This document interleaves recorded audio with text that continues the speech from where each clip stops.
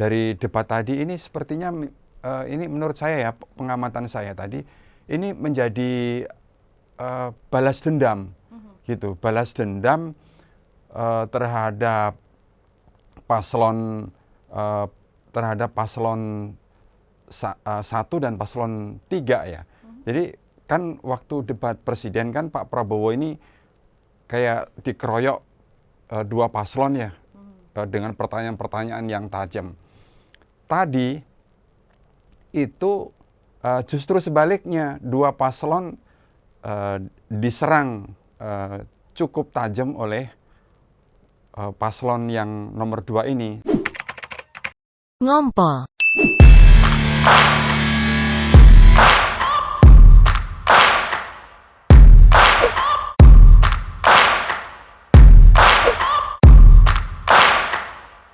Hai guys, apa kabar? Barusan kita nonton debat calon wakil presiden nih. Gimana, kalian nonton nggak? Harus nonton. Dan bersama saya sudah ada Mas Serudi Alfaruq. Ya, ya Mbak Devi. Ngantuk? Ya. Lumayan ya. Ya. Sayang sekali kita tidak ditemani oleh Mas Rofik ya. Ya. Mungkin dia sedang menonton langsung atau ada apa ya, Ya. yang jelas.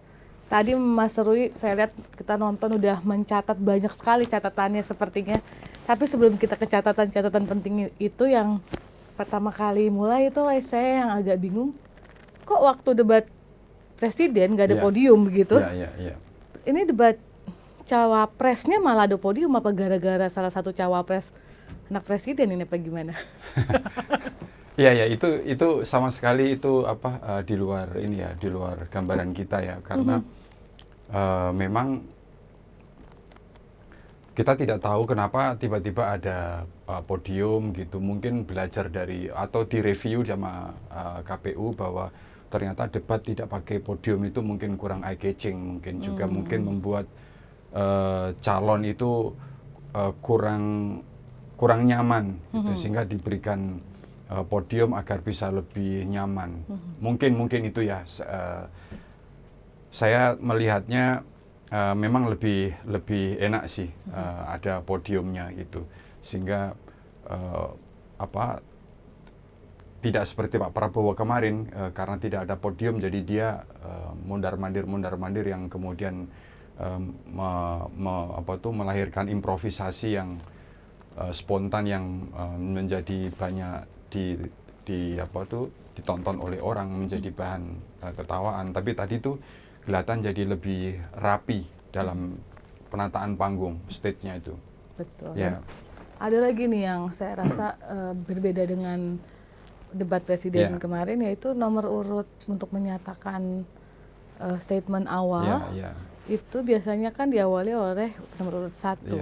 Nah ini langsung ke Mas Gibran. Kalau di kemarin saya mengadakan tender, konsultan saya bilang ini yang kita panggil nomor 3 sama nomor 1. Kebetulan ada 3 juga. Pasti yang down mentalnya itu yang sudah tahu gitu ya. Apakah Mas Gibran itu diuntungkan ya? Ya mungkin juga itulah kelebihan anak presiden ya, sehingga meskipun itu kewenangan dan otoritasnya KPU, tapi bisa saja itu dilakukan dalam rangka untuk memberikan kepercayaan diri Gibran yang diberikan tampil perdana, sehingga dia tidak terpengaruh oleh penampilan calon-calon yang lain gitu. Dengan begitu dia akan menjadikan dirinya sebagai trendsetter dalam debat itu gitu.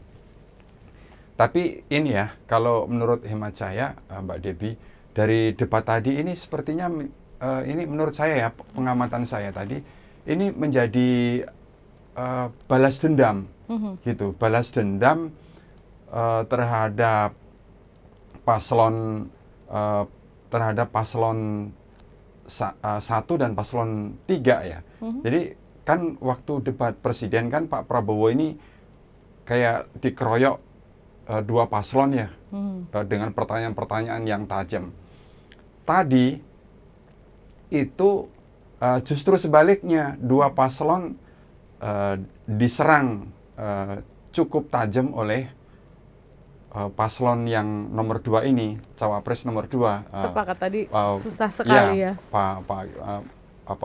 Mas Gibran ini melakukan serangan dengan gaya mimik yang agak ketus gitu, dengan mendikte, dengan gaya mencoba memancing emosi Pak Mahfud, dengan gaya memancing emosi Pak Muhaimin, dan memang kelihatan mimiknya Caimin maupun Pak Mahfud ini juga kelihatan merah juga ketika diserang dengan tajam oleh Gibran.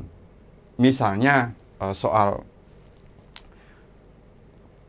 Caimin pertama nih ya, serangan pertama Caimin. Caimin ini pada saat di IKN datang, ikut menyaksikan, ikut potong tumpeng, ikut menyaksikan tumpeng. Tapi kenapa sekarang tidak mau mendukung gara-gara ikut menjadi kontestasi di Pilpres ini gitu kan? Nah, itu serangan terhadap Caimin. Terus kemudian Caimin juga dikasih pertanyaan yang cukup tajam tentang SGIE gitu kan, State of Global Islam Economic itu, yang ternyata Caimin tidak paham tentang itu. Dan kemudian karena tidak paham, si Mas Gibrannya dengan entengnya, maaf ya ternyata pertanyaan saya berat sekali ya Gus Imin kan. Itu benar-benar power Mas Gibran ditunjukkan kepada Caimin, dan kemudian Caimin juga terpengaruh secara mimik mukanya itu menjadi merah itu. Meskipun akhirnya Caimin juga bisa menjelaskan tentang maksud pertanyaan tadi, bagaimana meningkatkan market syariah di Indonesia, yang kemudian diberikan penjelasan dengan baik oleh Caimin. Tapi pertanyaan pertama itulah yang membuat Caimin jadi mukanya merah. Itu luar biasa. Juga terhadap Pak Mahfud gitu. Pak Mahfud jangan bertele-tele misalnya. Saya mau penjelasan yang konkret tentang carbon regulation gitu. Jadi itu aja dulu yang dijawab. Nah, itu profesor gitu. Ini yang membuat Pak Mahfud juga agak kaget juga ini, dengan mimik yang ketus gitu kan. Jadi ini memang luar biasa. Betul. Secara narasi oke ya, secara narasi saya tidak no doubt terhadap narasi yang dibangun oleh Mas Gibran. Cuma memang ini dijadikan ajang balas dendam dalam debat ini. Gitu. Tapi ada yang menarik nih, Mas Ruri. Ketika dia menyerang Caimin misalnya, dengan ketidakkonsistenan Caimin yang tadinya mendukung dan akhirnya tidak mendukung IKN, kan sebenarnya Mas Gibran ini juga banyak yang nggak konsisten, yang katanya nggak mau masuk politik, tapi masuk politik, yang dari wali kota katanya tidak pantas, tapi betul. sekarang jadi cawapres dan rasa percaya dirinya kayak terlalu tinggi ya, sampai tadi juga pada saat menyerang Pak Mahfud misalnya, dia kan juga menjawab kayak, ya kalau membuat peraturan seperti itu ya, saya juga tahu, saya kan wali kota. Padahal kan serangan balik itu bisa aja kan Pak, ya, kita menyerang balik, kan wali kotanya juga bukan wali kota yang karir dari bawah. Tapi kenapa Pak Mahfud dan Pak Caimin tidak melakukan serangan balik? Iya, saya juga terlalu taat ya, Caimin sama Pak Mahfud terlalu taat dengan koridor debatnya tadi itu, dengan topiknya itu gitu. Seharusnya kayak masalah, misalnya ya apapun masalah ekonomi itu terkait dengan masalah hukum. Sebetulnya Profesor Mahfud sudah nyerempet juga masalah hukum. Kenapa nggak ditanyakan lagi soal MK, juga mengenai soal tadi Gibran ngomong tentang stunting, kenapa juga nggak dibahas mengenai soal misalnya bisa agak lucu ya Mas Gibran ngomong stunting, masalah asam sulfat saja, terus bagi-bagi susu, misalnya gitu. Saya melihat ada yang janggal begitu ya, karena kan kalau kita berbicara ekonomi pasti ada kepastian hukum, dan kepastian hukum yang diatur oleh MK kan pastinya membuat investor lebih takut lagi. Berarti hukum di Indonesia bisa diatur kira-kira kalau kita mungkin karena topiknya ekonomi investasi itu yang kemudian membuat dua paslon ini yang memang uh, secara backgroundnya memang bukan bidangnya, jadi memang tidak, narasinya itu tidak sekuat Gibran gitu, narasinya tidak sekuat Gibran. Meskipun apa yang disampaikan Gibran itu juga hanya sebuah narasi saja, dan itu juga dilakukan oleh paslon 1 dan juga paslon 3 gitu. Hanya narasinya dalam hal ini secara ekonomi memang Gibran bisa dikatakan oke lah, ini dia better than Pak Mahfud sama Caimin gitu. Tapi dalam pemikiran apa yang disampaikan Pak Mahfud ya bagus juga, karena dia mau meningkatkan pertumbuhan ekonomi untuk menjawab pertanyaan masyarakat bagaimana Indonesia bisa naik 7% itu. Ya kan, dia harus, pertama yang dia lakukan adalah penegakan hukum, karena di mana-mana di laut ada korupsi, kemudian di tambang ada korupsi, di udara ada korupsi. Ketika itu sikat semuanya, koruptor ditabrak semua, itu secara otomatis bisa membantu untuk dreamingnya paslon 3 itu untuk bisa meningkatkan pertumbuhan 7% itu. Jadi sebetulnya secara konsep pemikiran bagaimana pembangunan ekonomi yang digagas 3 paslon ini sama-sama punya konsep juga. Kayak Caimin, dia minta bagaimana agar menggunakan 5% APBN yang 150 triliun itu dipakai untuk kredit anak-anak muda gitu kan, bansos dilanjutkan. Ya sebetulnya dan kemudian dia terjemahkan dalam teori dia itu selepetnomik, ya kan, selepetnomik gitu. Jadi dia menggerakkan dengan bagaimana ada investasi secara terbuka, transparan. Itu sebetulnya secara pemikiran sama, tujuannya sama, cuma narasi yang dibangun berbeda. Hanya ada narasi-narasi dan diksi-diksi yang dibangun Mas Gibran ini benar-benar dipersiapkan untuk menyerang Profesor Mahfud sama Mahfud. Makanya saya memberikan gambaran dalam summary debat Cawapres ini dijadikan ajang balas dendam Gibran terhadap paslon 1 dan paslon 3. Padahal banyak sekali kalau kita bicara investasi kemarin yang investasi misalnya kereta Bandung yang diprediksi itu akan susah untuk balik modal ibaratnya. Juga tentang investasi yang apalagi waktu kita COVID banyak katanya tenaga asing yang akhirnya harus bekerja karena ada investasi asing, kan bisa juga kita menyerang dengan bagaimana investasi asing tapi tidak menguasai negara kita dan kita tidak jatuh ke negara bangkrut karena kebanyakan hutang. Tapi ini tidak ada sama sekali. Iya betul. Itu betul. Kenapa Pak Mahfud dan Caimin tidak masuk ke situ? Misalnya kayak IKN. IKN itu kan kalau tidak salah proyek itu kan triliunan, ya kan? Terus kemudian itu tidak menggunakan APBN, hanya cuma menggunakan 20%. Sisanya swasta gitu.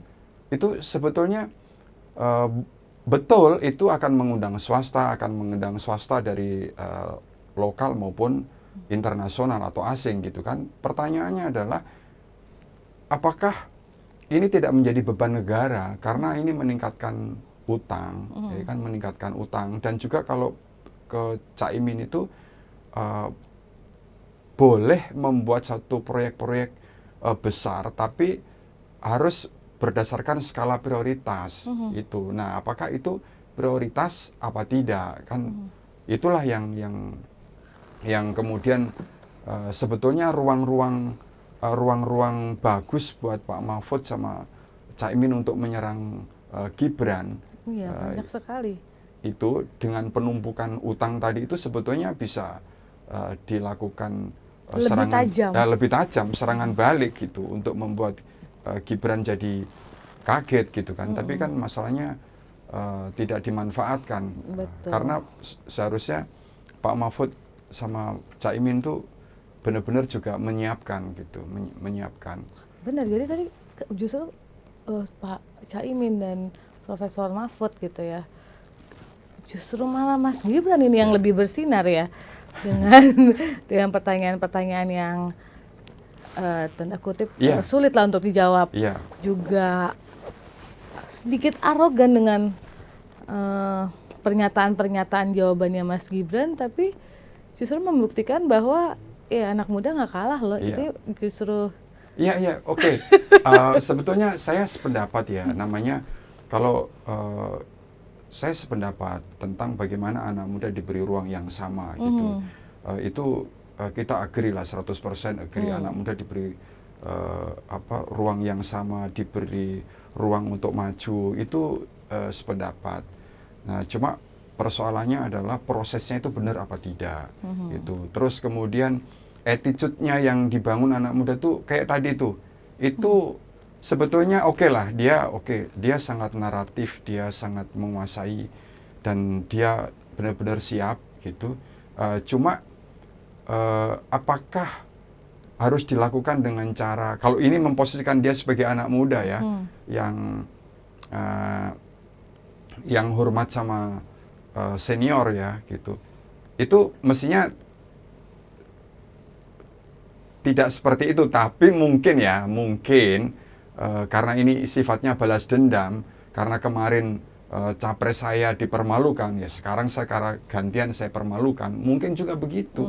Jadi saya kok melihatnya dari sisi itu ya, karena Pak Prabowo pada saat debat pertama itu benar-benar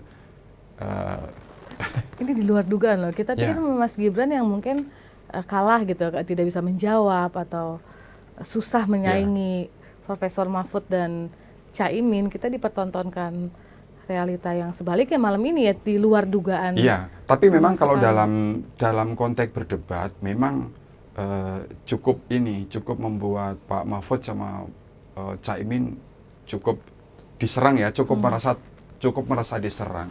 Tapi kalau secara pemikiran, saya sih tidak meragukan apa yang digagas oleh Caimin, apa yang digagas oleh Pak Mahfud dalam pengertian membangun bangsa ke depan. Betul. Dalam perspektif ekonomi, dalam perspektif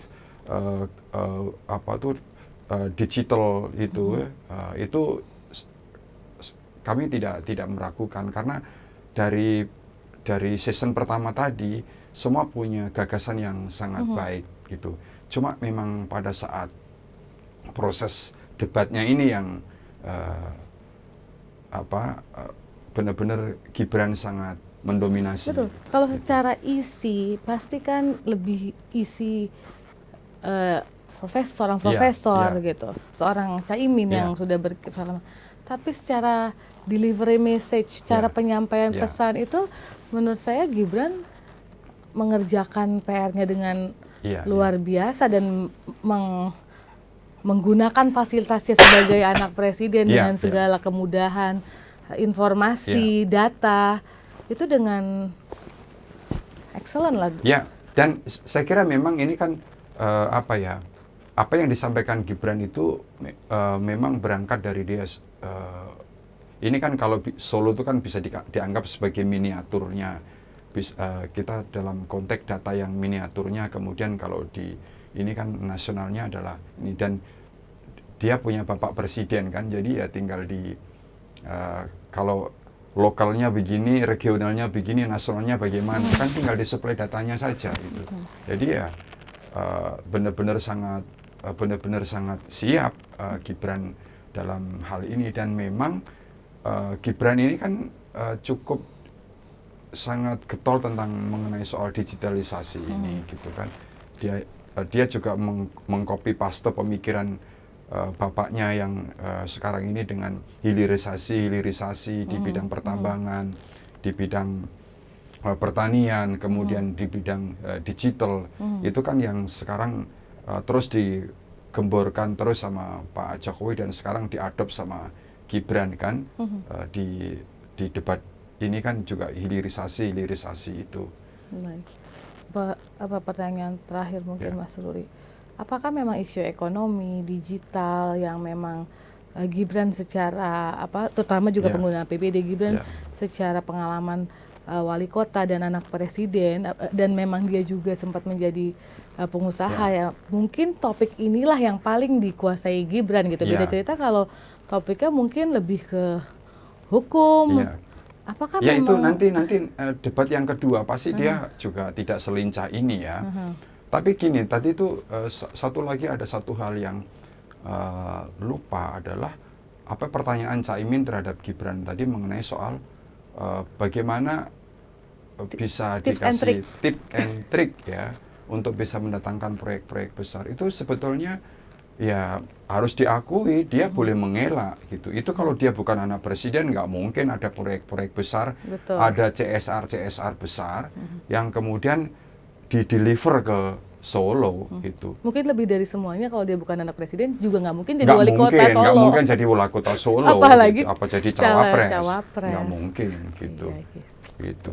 Kira-kira sih begitu Mbak Dewi. Tapi cukup ya. Tapi kalau kita ranking 1, 2, 3 dari debat ini siapa yang? Ya kalau melihat kalau secara naratif memang Gibran ya.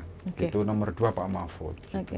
Meskipun secara deskripsi jawaban-jawaban Pak Mahfud juga tidak mengecewakan, bagus juga gitu. Hanya Caimin memang yang agak lemah menurut hemat saya ini dalam debat kali ini. Jadi ya kalau di ranking ya Gibran, Pak Mahfud dan Caimin gitu. Ini kalau bicara skor ya, tapi kalau secara jawaban-jawabannya ya tidak kalah sebetulnya. Sama sebetulnya. Oke. Baik guys, gimana menurut kalian di debat tadi juaranya apakah Gibran, apakah Pak Mahfud, apakah Caimin, apakah sama dengan analisa dari Mas Ruri? Tapi yang paling penting juga guys, yang paling menarik justru juga iklan. Saya tadi melihat iklan dari brand rokok dari Emalt kalau nggak salah ya. Jadi ada gambar domba, dibuka lagi domba, dibuka lagi domba, pas keempatnya serigala. Terus ada tagline-nya kenali luar dalam. Mudah-mudahan juga itu bisa masuk ke sini ya. Tapi itu dalam sekali karena mungkin sekali kita lihat, 2 kali kita lihat, 3 kali kita lihat, kita harus lihat terus guys sampai kita benar-benar tahu luar dalamnya. Jangan kita hanya menilai dari 1 atau 2 momentum saja. Setuju. Cocok Mbak Dewi. Saya sangat bagus itu. Closing statement-nya itu. Kalau gitu kita ketemu lagi guys. Sampai jumpa.